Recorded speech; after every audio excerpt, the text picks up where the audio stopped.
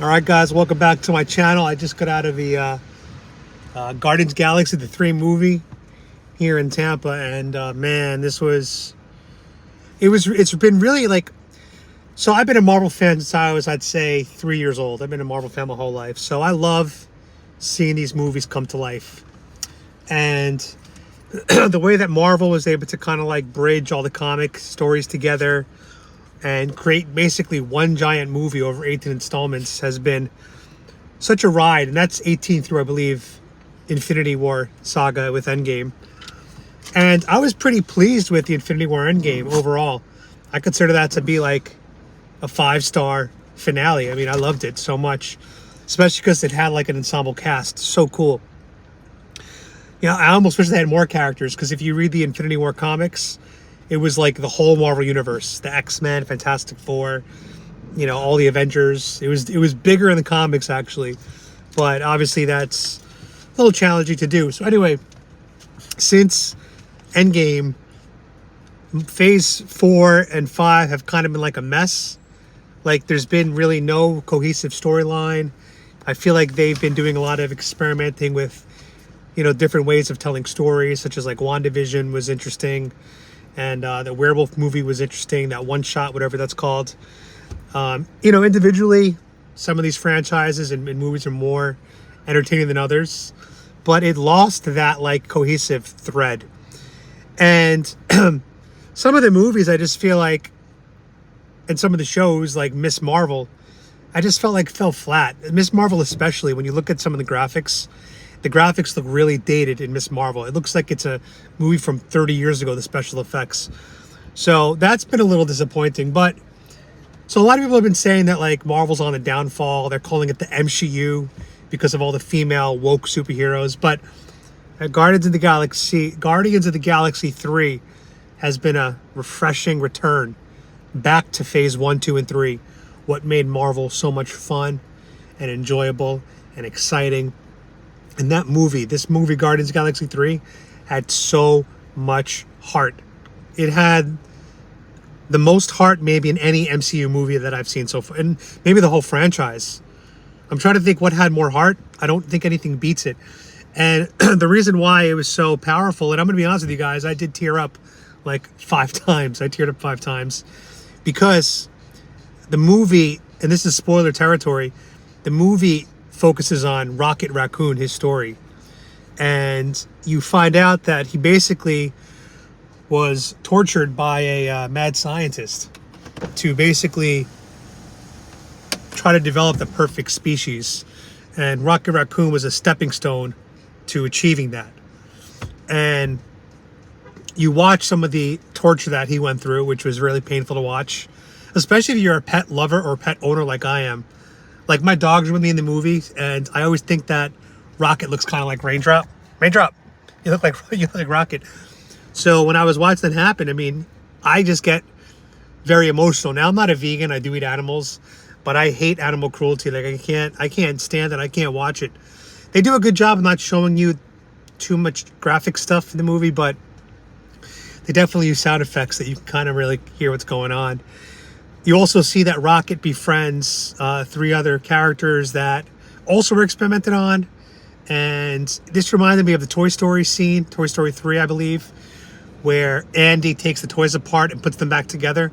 You see like, I don't know, like a ferret thing with like mechanical arms, really adorable creature named Lila, who is from the comic books, by the way. And Rocket kind of like falls in love with her. I couldn't tell if it was, I mean, it was half emotional that he fell in love with her, but it was also like half sisterly, brotherly love.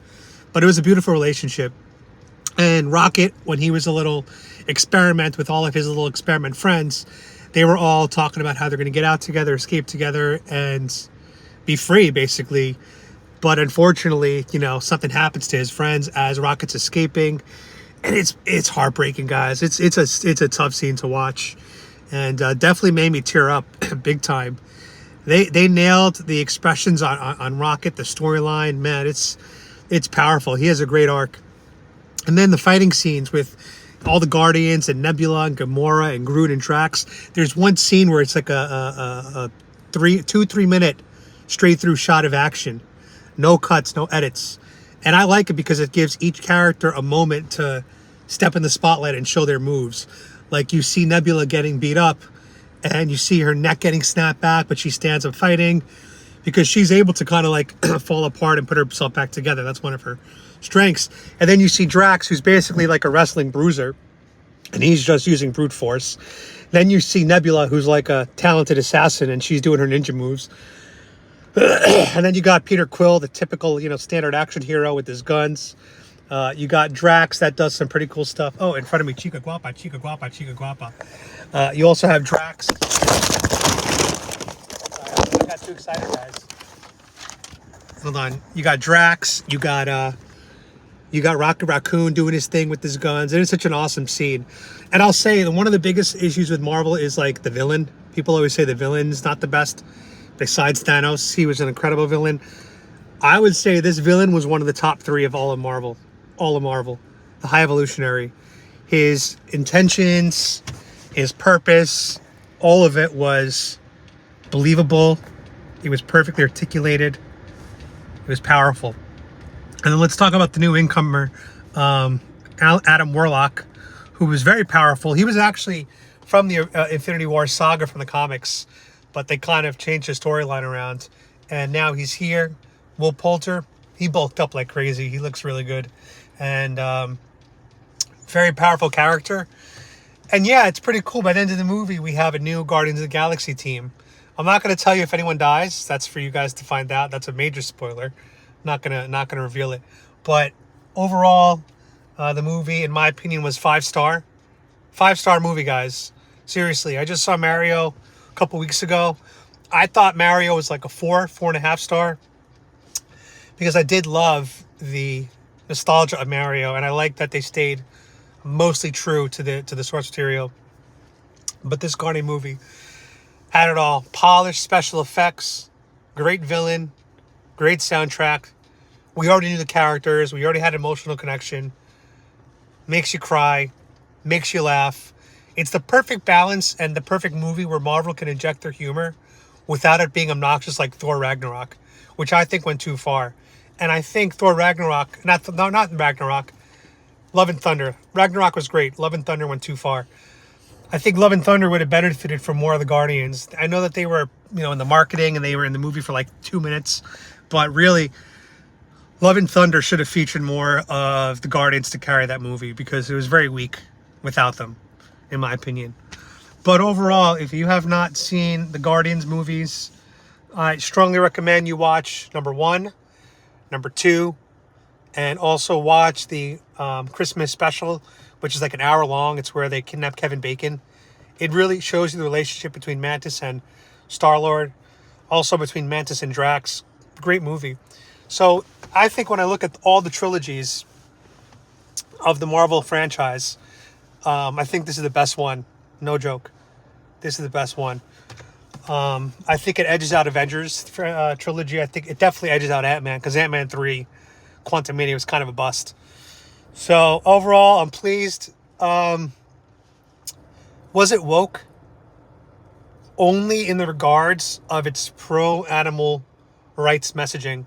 It really did seem to have an underlying animal rights message throughout the movie, which is typically like a lefty thing, typically. I know a lot of us on the right wing, we love our animals too, so I'm not trying to go there. I'm just trying to say, like, the social justice causes are typically a left thing. And so the fact that this movie had animal justice or animal cruelty message could be a little woke, but I consider that so low on the woke radar that this movie was not woke at all. I don't think there was one gay scene, but it was more for comedy, which reminds you of like comedy from the 90s where you were allowed to laugh at flamboyantly gay men. There was one mild gay scene here. No kiss or anything like that. No trans stuff in the movie. So I would say on a scale of 1 to 5 of wokeness, this was like a 1, which is good. Very refreshing. And Star-Lord and I'd say Rocket and Groot, which are 3 male characters, and Nebula, those 4 are probably the biggest heroes of the movie. So 3 men and 1 girl that we're used to kind of seeing as a hero. So overall, Marvel, you you did a great job on this movie. Wow. I think you need to get directors that love the source material, that want to do it justice, and understand the characters. Chloe Zhao won an Oscar. Not the right fit for a Marvel movie. The Eternals was horrible because I don't think the director really knew the source material. I don't even know the Eternal source material because it's not a big comic. But you need more directors like James Gunn. He is phenomenal. And they say Star-Lord will return, so we'll see. I'm not sure when he's going to return. I'm guessing he's going to be back in probably Secret Wars, which is like the next Avengers Infinity War roundup movie they're going to be doing. Or maybe Kang Dynasty. Maybe he'll appear in that one. But Peter Quill, great character, great acting. 5 stars, that movie. And I will probably go see it again because I really enjoyed it. So I hope you guys like this quick reaction to Guardians of the Galaxy, quick review. And I am now going to take my little Rocket Raccoon wannabe to the dog park. Hey, Rocket. Rocket. Rocket. She doesn't know her name yet as Rocket. Is that a Rocket Raccoon? Are you a Rocket baby? You want to go to the park? You want to go to the park? Oh, you're such a good girl. You want to get your friends? Do you want to get your friends? Do you want to get your little friends and go to the park? All right, guys, I'm going to go take my dog to the park. And, yeah, Guardians of the Galaxy, go see it, go do it. And as always, God bless Trump.